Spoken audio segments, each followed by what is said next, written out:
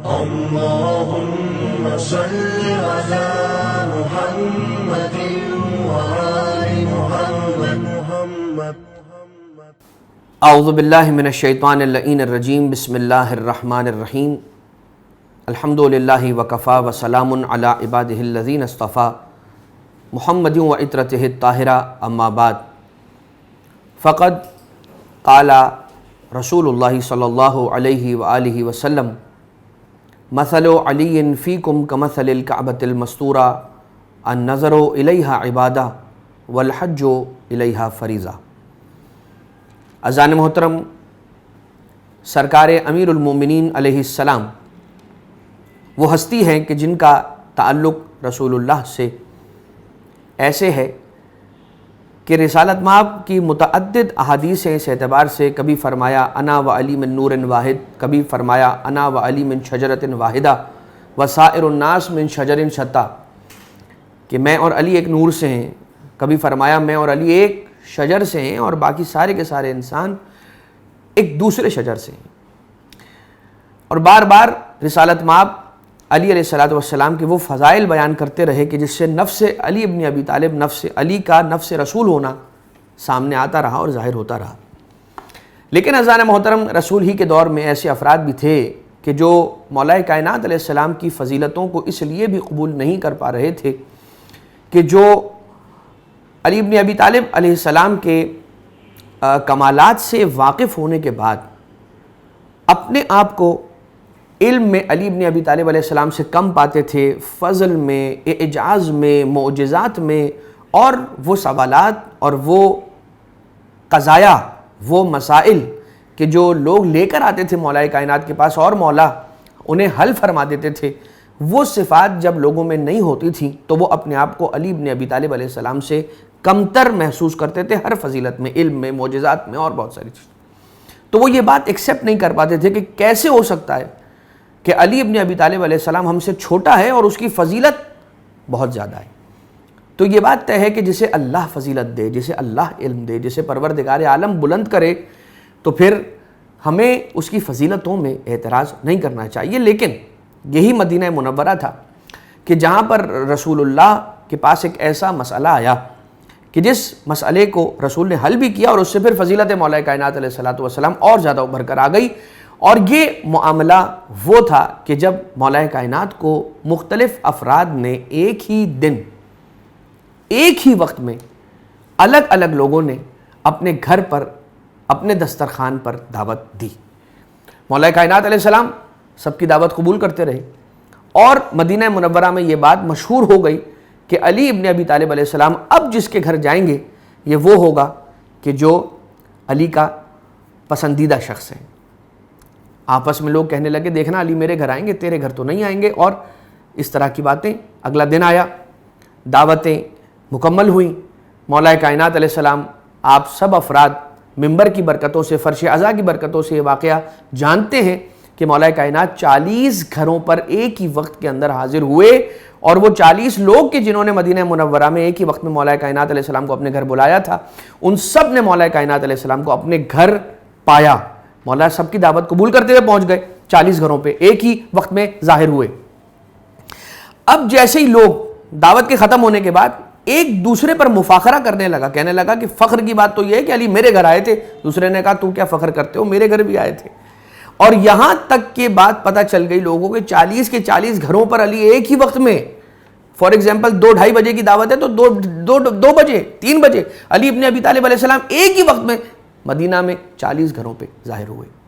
کہا اب یہ مسئلہ تو معمہ بن گیا ہے، اس معمے کو کیسے حل کیا جائے گا؟ رسالت مآب کے پاس آئے اور رسول اللہ صلی اللہ علیہ وآلہ وسلم کے پاس جب آئے ہیں تو آنے کے بعد رسول اللہ نے مسکرا کر یہ فرمایا ان لوگوں کے جواب میں کہ جو یہ کہتے تھے یا رسول اللہ یہ کیسے ہو سکتا ہے، ہمیں سمجھ نہیں آیا. رسول اللہ نے کہا مسکرا کر کہ دیکھو یہ تو 40 گھر تھے، اگر علی ایک ہی وقت میں 1000 گھروں پر بھی نظر آتا تو یہ تعجب کرنے کی کوئی بات نہیں تھی کہ اللہ نے علی کو اتنی فضیلت عطا کر رکھی ہے، وہ مقام علی کو دیا ہے کہ علی چاہتا تو 40 گھر تو چھوٹی بات ہے، 1000 گھروں پہ نظر آتا. پہلے رسول کا یہ جواب. لیکن جب کچھ افراد آئے اور آنے کے بعد کہا یا رسول اللہ عقل سے کیسے سمجھ آ سکتی ہے بات، نہیں سمجھ آئی بات، عقل میں نہیں بیٹھی. رسالت مآب نے ان لوگوں کو بھی دھتکار کر رد نہیں کیا، فرمایا سمجھو دلیل رسول اللہ دے گا، قبول کرنا تمہارا کام ہے.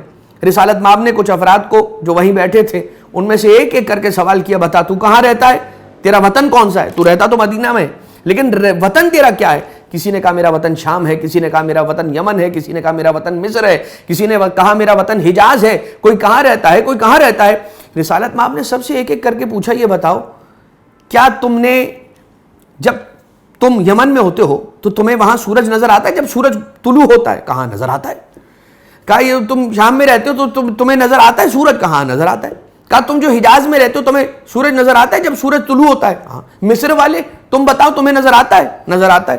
تو تم سارے الگ الگ دنیا کے شہروں میں ملکوں میں رہنے والے جب صبح کو سورج نمودار ہوتا ہے تم الگ الگ جگہوں سے دیکھتے ہو مگر سورج ہر جگہ پہ نظر آتا ہے. یہ سورج وہ ہے کہ جس سورج کو اللہ نے اسی علی کی محبت میں، اہل بیت کی محبت میں، محمد و آل محمد کی محبت میں خلق کیا ہے، وہ کہ جو علی کی محبت میں خلق ہو وہ تو اتنی ساری جگہوں سے ایک ہی وقت میں نظر آئے، اور علی میں پروردگار عالم نے وہ کچھ نہ رکھا ہو کہ جو ایک ہی وقت میں اتنی ساری جگہوں سے نظر آ جائے. اب یہ بات تو یہاں پر ہوئی اور جو افراد تھے وہ خوش ہوئے، ان میں خوشی کی لہر دوڑی. لیکن اذان محترم اس وقت بھی ایسے تھے افراد کہ جنہوں نے کہا کہ رسول اللہ اپنے چچازاد بھائی کی محبت میں نعوذ باللہ من ذالک حد سے گزر رہے ہیں اور نہیں وہ بات کر رہے عدل کی. لیکن اذان محترم یہ لاجیکل ایک بات ہے کہ انسان ایک ہی سورج، وہ ایک ہی سورج ہے، الگ الگ سورج نہیں ہے. پاکستان والوں کا بھی سورج ایک ہی ہے، سعودی عرب والوں کا سورج بھی ایک ہی ہے، اور دنیا میں جہاں جہاں سے سورج نظر آتا ہے ایک ہی ہے. خاص طور سے اگر خط استوا پر ہو تو پھر تو اس کے طلوع ہونے کا وقت بھی ایک ہے. لیکن اذان محترم ایک ایسی فضیلت ہے کہ جو مولا کے مسلک سے تعلق رکھنے والا شخص نہیں ہے، مولا سے محبت کرتا ہے، اس کا نام ہے زرار. اور زرار یہ کہتا ہے کہ مجھے ایک دشمن علی بن ابی طالب نے اپنے دربار میں بلایا اور میں نے اس سے کہا کہ دیکھ، اچھا کیا بلا کر کیا کہا؟ زرار ایک بہت بڑا نام ہے عرب کے اندر، عربی دانوں میں، عرب کے گرامر جاننے والے لوگوں میں بہت بڑا نام ہے. اور زرار نے یہ جو خطبہ دیا ہے یہ خطبہ عربک کا ایک ایسا ماسٹر پیس ہے، ایک ایسا شاہکار ہے عربی کا کہ جسے دنیا کے ہر عرب دان نے زیادہ تر اسے نوٹ کیا ہے اور اپنی کتاب کے اندر لکھا ہے. اس بات سے قطع نظر ہو کے کہ اس میں مولا کائنات کی فضیلت کا ذکر ہے یا نہیں ہے، لیکن انہوں نے اسے شامل کیا ہے اپنے عربی کے ماسٹر پیسز جہاں پہ انہوں نے جمع کیا. اس کے اندر کیا کہتے ہیں؟ مجھے دشمن علی نے بلایا اور بلانے کے بعد کہا کہ یا زرار، اے زرار، علی کی فضیلت صف لی علین، علی کی صفات بیان کرو. زرار کہتا ہے کہ مجھے اس بات سے دور رکھو، میں نہیں آنا چاہتا ہوں، وہاں پر علی کے چاہنے والے نہیں ہیں، میں کہاں بیان کروں گا وہاں پہ یہ علی کی فضیلت. کہا کہ میں تجھے نہیں چھوڑوں گا، تجھے تو آنا پڑے گا اور علی کی فضیلت کا بیان تجھے کرنا پڑے گا. اب سوچئے زرار اس سینیریو کے اندر ہے کہ جہاں پر مولا کے چاہنے والے نہیں ہیں، مولا کے دشمن ہیں، اور وہاں پر علی علیہ السلام کی فضیلت بیان کرنا پڑ رہی ہے زرار کو. اور زرار یہ کہتا ہے وہاں جانے کے بعد، کانا واللہ بعید المدى شدید القوا یقول فصلا ویحکم عدلا یتفجر العلم بجوانبہ وتنطق الحکمت من نواہی. شدید القوا طویل المدى، انتہائی طاقتور جسم رکھنے والے اور اتنا ہی نرم دل رکھنے والے. یتفجر العلم بجوانبہ وتنطق الحکمت من نواہی. علی علیہ السلام کی ہر طرف سے علم پھوٹتا تھا. وتنطق الحکمت من نواہی، علی علیہ السلام کے کونے کونے سے، انگ انگ سے حکمت اور وزڈم جاری ہوتا تھا. وَيَسْتَوْحِشُ مِنَ الدُّنْيَا وَزَهْرَتِهَا وَيَسْتَانِسُ بِاللَّيْلِ وَوَحْشَتِهِ. دنیا سے اور اس کی روشنیوں سے اور اس کی رنگینیوں سے علی علیہ السلام وحشت فرماتے تھے. وَيَسْتَانِسُ بِاللَّيْلِ وَوَحْشَتِهِ، رات کی تاریکی سے اور رات کے اندھیرے اور اکیلے پن سے علی ابن ابی طالب علیہ السلام انس رکھتے تھے، محبت رکھتے تھے. کانا واللہ غزیر العبرت طویل الفکرت یقلب کفہ ویخاطب نفسہ. مولا بہت زیادہ آنسو بہانے والے تھے، ہمیشہ اپنی ہتھیلی کو دینے والی پوزیشن میں رکھا، کبھی مانگنے والی انداز میں نہیں رکھا، اور جب بھی خطاب کیا تو اپنے نفس سے خطاب کیا۔ اور اس کے بعد ایک بات طویل ہو جائے گی، میں اس خطبے کو شارٹ کر رہا ہوں، اور میں جا رہا ہوں اس مقام پر کہ جہاں پر یہ کہتا ہے زرار کہ میں نے خود سنا مولا کے رونے کی آواز کو، یتململ تململ السلیم ویبکی بکاء الحزین، ایسے روتے تھے کہ جیسے جوان بیٹے کی ماں اپنے جوان کے لاشے پہ روتی، ایسے روتے تھے اللہ سے مناجات کرتے ہوئے۔ اور اس کے بعد فرماتے تھے فَكَأَنِّي الْآنَ أَسْمَعُهُ، زرار کہتا ہے ایسا لگتا ہے کہ میں ابھی اس وقت بھی علی ابن ابی طالب علیہ السلام کی آواز کو سن رہا ہوں، وہ آواز میرے کان میں اب بھی گونج رہی ہے۔ کیا فرمایا؟ وَهُوَ يَقُولُ یا دنیا یا دنیا، اے دنیا اے دنیا، کیا تو میرے سامنے آ رہی ہے، مجھے دھوکہ دینا چاہتی ہے؟ ام الیہ تشوقتی ہیہاتا ہیہاتا غری غیری، جا اور جا کر علی کے سوا کسی اور کو دھوکہ دینے کی کوشش کر۔ اور اس کے بعد لا حاجت لی فیکی، مجھے تجھ سے کچھ نہیں چاہیے، چلی جا۔ وَأَبَنْتُكِ ثَلَاثًا لَا رَجْعَةَ لِي فِيهَا، میں نے تجھے 3 طلاقیں دی کہ جس کے بعد کوئی رجعت نہیں ہے۔ اور اس کے بعد فرمایا من قلت الذات وبعد الطریق وبعد السفر ووحشت الطریق وعظیم المورد، راستہ طویل ہے، زادرہ کم ہے، اور جہاں جانا ہے وہ جگہ بہت بڑی ہے بارگاہ الہی میں۔ یہ ساری باتیں سننے کے بعد دشمن علی نے ایک مرتبہ پوچھا کہ تم سچ کہہ رہے ہو، علی ایسا ہی تھا؟ یہ مولا کی شہادت کے بعد کا یہ خطبہ ہے، یا مرثیہ کہہ لیے یا مولا کی فضیلت کا خطبہ کہہ لیجئے، کہ مولا کے بعد اس نے یہ کہا، دشمن علی نے پوچھا کہ کانا واللہ ابو الحسن کا ذالک اسی طرح سے تھا، فکیفا کانا حبک ایاہ، تمہارا علی سے محبت کرنا، تمہاری محبت علی سے یہ کیسی تھی؟ جواب دیا زرار نے کہ حب ام موسیٰ لموسیٰ، میری محبت علی سے ایسی ہے کہ جیسے مادر موسیٰ کو موسیٰ سے محبت تھی، کہ مادر موسیٰ جب اپنے بیٹے کو موسیٰ کو صندوق میں ڈال کے نیل میں رکھ رہی تھی، اس کا دل کیسے کٹ رہا تھا، اسی طرح سے ہمارا دل کٹتا ہے علی کی محبت میں۔ علی کے بعد ایک مرتبہ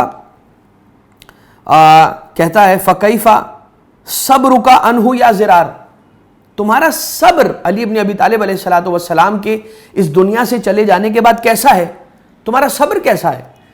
تو کہتا ہے کہ صبر من ذبح واحدھا علی صدرہا، ایک ایسی ماں کا صبر کہ جس کے زانوں پہ اس کے بچے کو رکھ کے اس کے گلے پہ خنجر چلا دیا جائے، ایسا صبر ہے ہمارا علی ابن ابی طالب علیہ السلام کی شہادت میں۔ فہیا، اور بس اس کے بعد سوال کیا کہ کیا میں جب چلا جاؤں گا تو کیا تم میرے لیے بھی ایسی ثنا کرو گے؟ اور اس کے بعد دربار میں کوئی جواب نہیں تھا، اس لیے کہ اتنی بلند ثنا کے لیے اتنا بلند کردار چاہیے، اتنی بلند ثنا کے لیے اتنا بلند انسان چاہیے۔ علی علیہ السلام کوفہ میں نکلتے تھے اور مولا شہد بانٹتے تھے چھوٹے بچوں میں کوفہ کے، لیکن عزیزوں ان چھوٹے بچوں میں ایک قسم ان بچوں کی تھی کہ جن کے سروں سے باپ کا سایہ اٹھ چکا تھا، تو مولا کائنات علیہ السلام ان یتیم بچوں کو اپنے ہاتھ سے شہد دیتے نہیں تھے، بلکہ اپنی انگشت مبارک کے ذریعے سے ان کی زبان پر شہد رکھتے تھے۔ اور جب کسی نے سوال کیا تو مولا نے یہی جواب عنایت فرمایا، مولا نے کہا کہ دیکھ اس کے سر پہ باپ کا سایہ نہیں ہے، میں اپنے لمس کے ذریعے سے اس کی اس محرومی کو دور کرنا چاہتا ہوں۔ ہاں عزیزو، لیکن میرے آپ کے مولا ایک ایسا وقت بھی آیا کہ جب آقا بستر شہادت پر ہیں، اپنی اولادوں کو جمع کیا ہے، اور جمع کرنے کے بعد مولا کائنات علیہ السلام نے کہا اے حسن سارے بیٹوں کو بلاؤ، میری ساری بیٹیوں کو بلاؤ، سب کا ہاتھ حسن کے ہاتھ میں آقا علی علیہ السلام دینا چاہتے تھے، مگر جب سارے بیٹے جمع ہوئے، ساری بیٹیاں جمع ہو گئیں، تو آقا علی مرتضیٰ نے اپنی اولادوں میں، اپنے بیٹوں میں کسی کو ڈھونڈنا شروع کیا، اور ایک مرتبہ آقا حسن کی طرف دیکھ کر کہتے ہیں کہ بیٹا حسن یہ بتاؤ میرا حسین کہاں ہے، جاؤ میرے بیٹے حسین، میرے حسین کو جا کے تلاش کر کے لے کر آؤ۔ آقا حسن گھر میں گئے، ایک کمرے سے دوسرے کمرے میں جاتے، مگر مولا حسین کو کہیں نہ پایا، یہاں تک کہ ایک حجرہ ہے جس میں اندھیرا تھا، تاریکی تھی۔ مولا حسن مجتبیٰ نے دیکھا کہ بھائی حسین اس میں بیٹھ کر رو رہا ہے، قریب جا کر دیکھا تو اتنا شدید گریہ تھا مولا حسین کا کہ زبان مبارک کے حسین ابن علی دہن سے باہر آ گئی تھی. بھائی نے بھائی کو سینے سے لگایا، لے کے بابا کی خدمت میں آئے، سب کا ہاتھ آقا حسن کے ہاتھوں میں دیا اور اس کے بعد مولا غشی کے عالم میں چلے گئے. مگر عزیزو، ایک مرتبہ آقا حسین کو جب مولا کائنات نے روتا دیکھا نا، علی ابن ابی طالب علیہ السلام کا دل تڑپ گیا. ایک مرتبہ تڑپ کر پوچھا، بیٹا حسین روتے کیوں ہو؟ آقا حسین نے فرمایا، لِأَجْلِكَ تَعَلَّمْتُ الْبُكَاءَ، میرے بابا یہ رونا آپ کی وجہ سے، آپ کی وجہ سے، اس لیے کہ جب نانا رسول خدا اس دنیا سے رخصت ہوئے تو آپ نے سہارا دیا، جب مادر گرامی اس دنیا سے رخصت ہوئی تو آپ نے سر پہ ہاتھ رکھا. مگر اے بابا، جب آپ اس دنیا سے چلے جائیں گے تو ہمیں پوچھنے والا کون ہوگا؟ میں ہاتھوں کو جوڑ کر فقط یہی کہوں گا، ہاں آقا، آپ کے جانے کے بعد حسین کو تماچے مارے نہیں جائیں گے، حسین کا لباس چھینا نہیں جائے گا، حسین کے کرتے کو آگ لگائی نہیں جائے گی، مگر کربلا میں اسی حسین کی یتیمہ 4 سالہ سکینہ، ارے جب باپ کا سایہ سر سے اٹھے گا، شمر تماچے مارے گا، گوشواروں کو چھینے گا اور کبھی تازیانوں کی سختیوں کے ذریعے سے اس بچی کو رلائے گا. اللہ ولعنت اللہ علی القوم الظالمین وسیعلم الذین ظلموا علی محمد ای منقلب ینقلبون انا للہ و انا الیہ راجعون. اللہم صل علی محمد و آل محمد.